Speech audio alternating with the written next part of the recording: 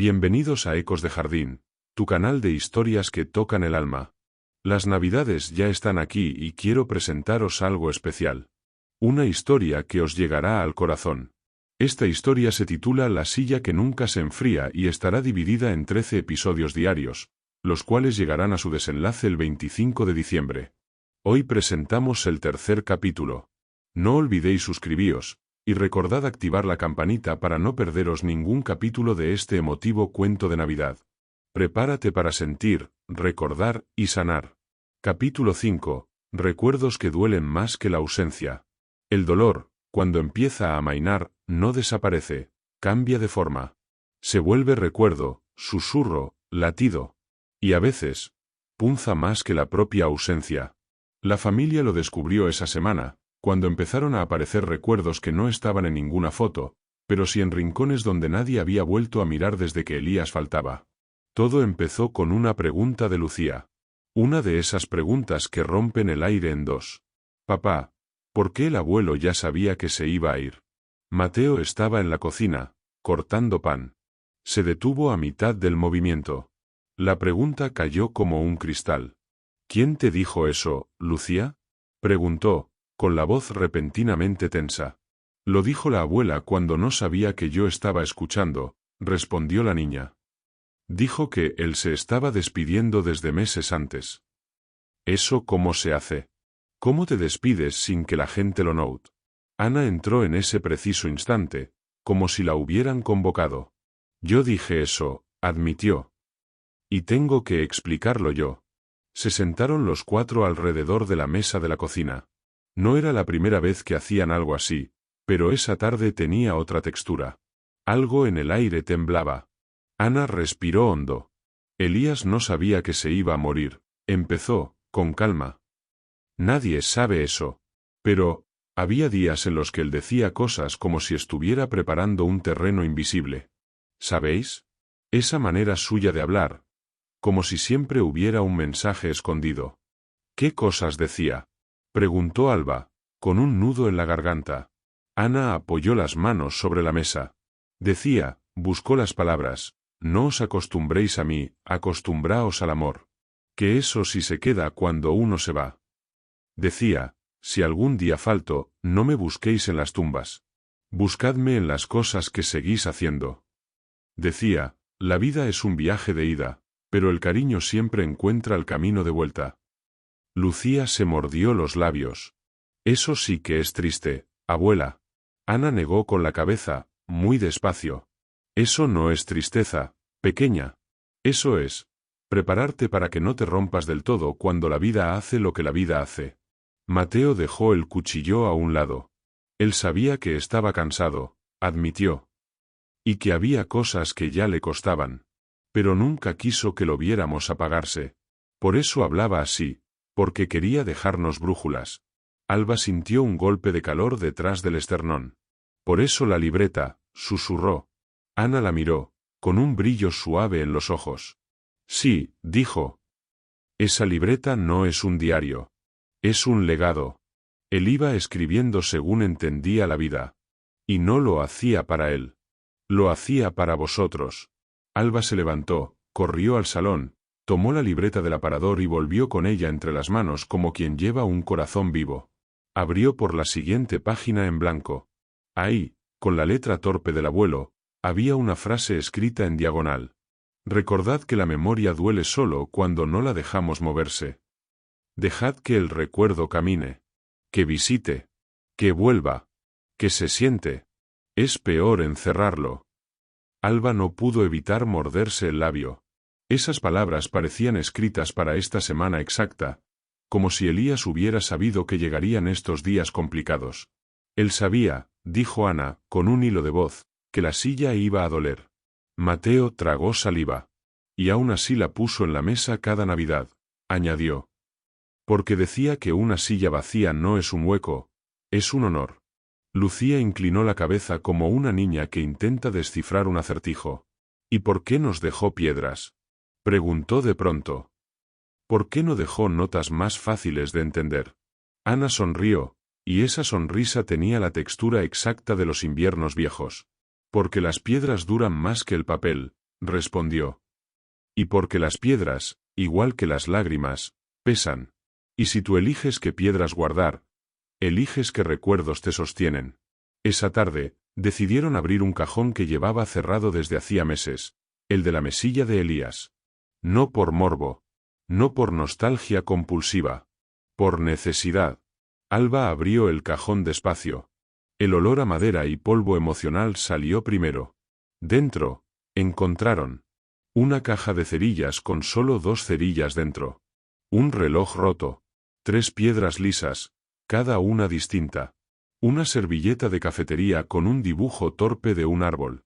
Un papel doblado que decía para cuando no pueda decirlo. Mateo lo abrió con manos temblorosas. Dentro había 5 frases escritas a mano. No lloréis mi ausencia, llorad mis ganas de haberos querido más. Si un día os cansáis de la vida, descansad. Yo también me cansé a veces. Dejad la silla. No para honrarme, sino para recordar que todos tenemos un sitio incluso cuando no estamos. No os peleéis con el silencio. Tiene respuestas que el ruido tapa. Y cuando os sintáis solos, buscad la luz más pequeña. Yo estaré ahí. Lucía no entendió todas las frases, pero entendió algo más profundo, que el abuelo había pensado en ellos incluso cuando sabía que ya no podría hacerlo por mucho tiempo. Alba, mientras doblaba de nuevo el papel, sintió algo nuevo. No era tristeza pura. Era gratitud rota.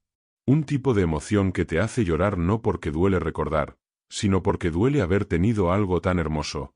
Mateo limpió sus gafas para disimular la humedad en sus ojos. Ana cerró el cajón con la misma suavidad con la que se cierra la puerta de una habitación donde alguien duerme. Esa noche, cuando todos subieron a sus cuartos, la casa quedó en silencio. A mitad de la noche, Alba volvió a despertar, como esas noches en que algo te llama sin voz. Bajó las escaleras. El comedor estaba oscuro. Pero la silla tenía algo encima. Una piedra. Pequeña, oscura, con una curva suave. La tercera piedra que no había estado antes. Y una nota doblada debajo. Alba la abrió con manos que temblaban. La letra no era la del abuelo. No era ninguna letra. Era una marca de dedos en polvo de tiza, un dibujo simple, una silla y un corazón encima. No tenía explicación lógica. No tenía por qué tenerla. Era un mensaje. Pequeño. Tierno. Inconfundible. Alba no lloró. No esa vez. Sonrió.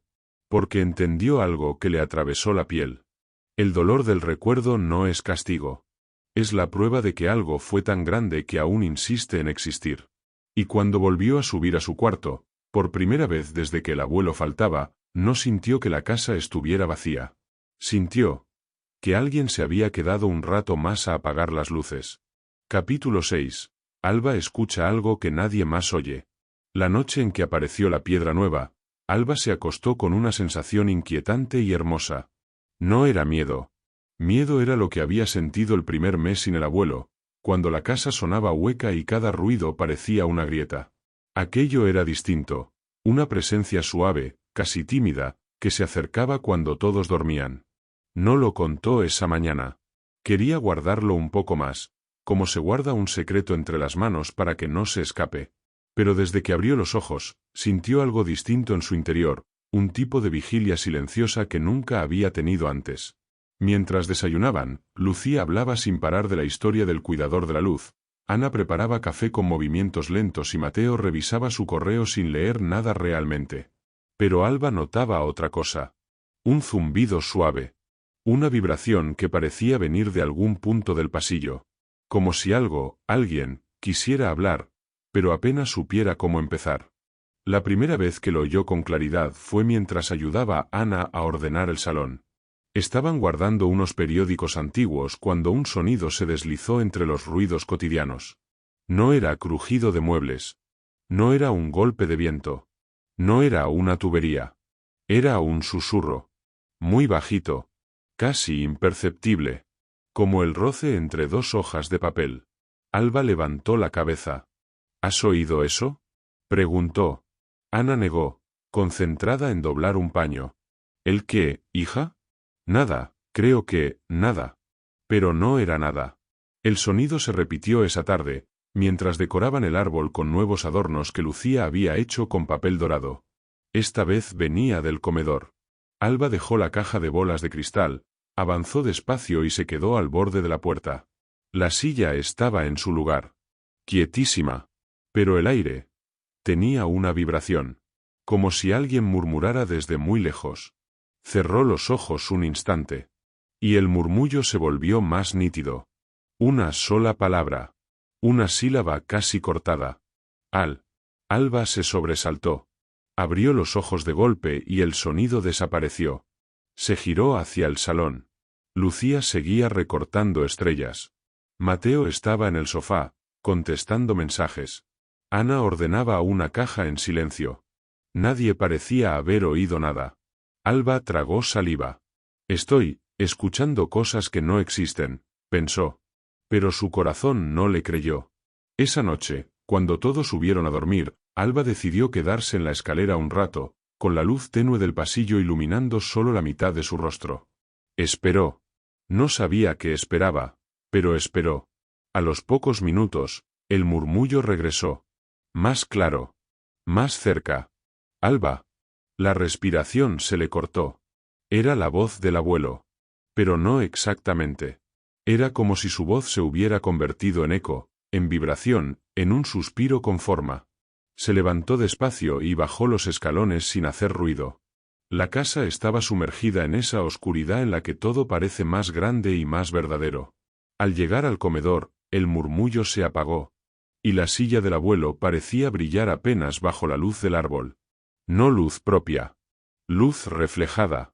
Pero el reflejo temblaba, como si respirara. Alba dio un paso. La madera crujió. Abuelo, susurró. ¿Eres tú? Entonces, la figura del hombre sentado, la del Belén, vibró levemente. Apenas 1 milímetro. Como si alguien invisible la hubiera tocado. Alba sintió lágrimas subir desde un lugar profundo. Pero no lloró. Se quedó quieta. Entonces el murmullo volvió. Y esta vez fue un poquito más largo.